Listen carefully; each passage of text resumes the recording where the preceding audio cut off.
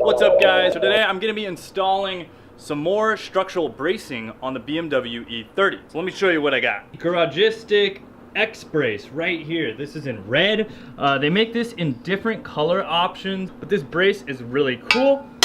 Came with some mounting hardware. This basically mounts up to where the power steering rack bolts in to the car. Got this. This has some spacers. You may or may not need to use the spacer. If you do use the spacer, it's going to go right in between the subframe just to clear some aftermarket sway bars.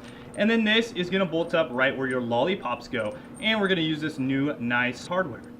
Sweet! We're going to jump under the car, unbolt those bolts for the power steering rack, and get this stuff slapped on. This installation should be pretty simple. As you can see, have a power steering rack right here. This is a Z3 power steering rack. We are going to hook it in where these bolts go right here. So those the red brace is going to go here. Boom, boom. We're going to take those out. These are two 17 millimeters right here. We're actually going to take these bolts out and put the back of the brace on that on each side of the car. And then we will have this to where I can bolt in the new X brace. With the 17 millimeter nut removed on top, I can remove the bolt. So here's the supplied Garagistic hardware.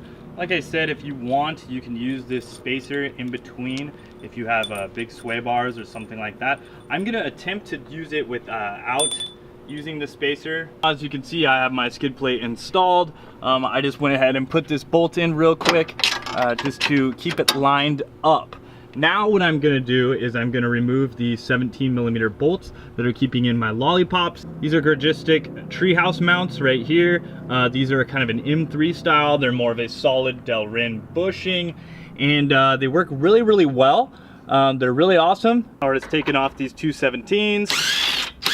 Especially with these, make sure they don't pop off. If these pop off, you kind of have to drop your control arm.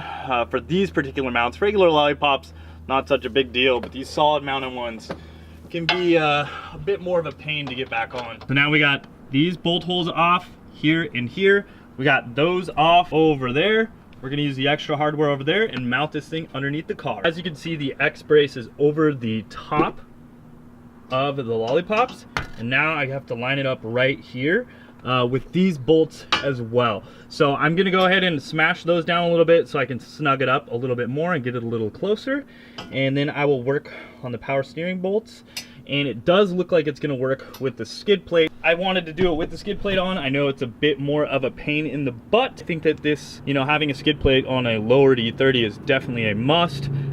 After, you know, you could see some of the stuff I was taking out, so yeah. Okay, let's do it. I'm able to get my 17 millimeter up on top. Now I'm gonna go ahead and cinch down the lollipops right here and get those tightened up, and yeah, this thing looks like it's installed. Hope you liked that installation.